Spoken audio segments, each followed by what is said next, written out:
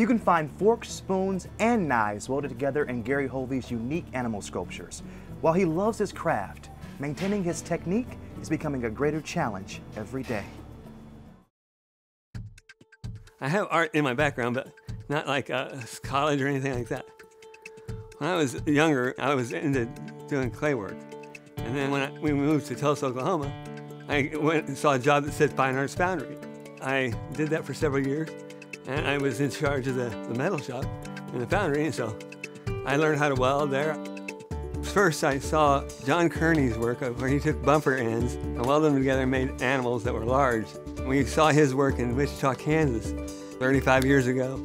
I was a teenager at the time, and I didn't know how to weld. I thought it was a great idea, but then I forgot about it, and one day I thought of it again. I told my wife, I said, I ought to buy some flatware and try that idea that I had 30 years ago. And she said, yeah, so I went and did it. I made a dog. The first one he did was quite good. It's a little running dog. He said he ran like a freight train. He really had a knack right from the beginning for capturing the character of an animal.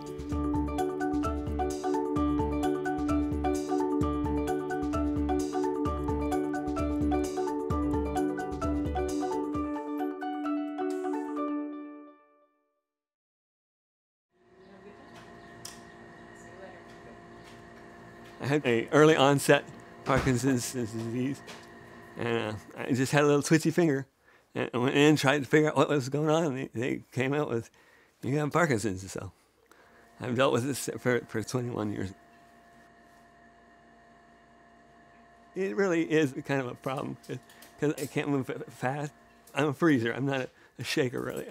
I can't move once I freeze, and so then I either lay down or just quit doing whatever I'm trying for a while. And then I go back to it, so I get in like 4 hours to 6 hours on a good day of work. I can either just lay down and give up, or I can just keep moving, you know? And I've decided that I want to keep moving. For Gary, physically, dealing with the Parkinson's disease is a big deal. There have been several times when it's just come to be like, maybe this is it. Maybe I'm going to have to quit. He would just be at a really low point, and then we'll manage to work through it.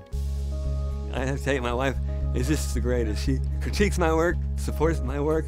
She drives me everywhere I need to go, and she takes care of my internet stuff. She communicates with people. She's my banker. She's everything. And so I couldn't do it without her. I really couldn't.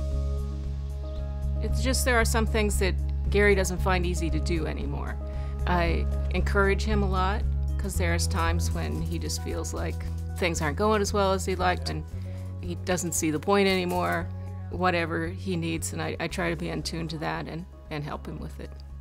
He says it's not done until I give it my final approval. Make sure they're all stiff on there, too. But maybe, now, the first place I'll start is like on a heron, for instance. He comes off a base, I'll make that first leg straight and work on making everything centered. I try to make the piece from the head down. If I make the head I like, then I'll finish the piece. I put the forks and spoons on top of this cage that I built in there, the body shape. So I limit myself to forks, knives, and spoons. And I could do it with other pieces of metal, but I don't. It has a uniqueness to it, you know. And so I do have to use new flatware sometimes, but it's less than 2% of it.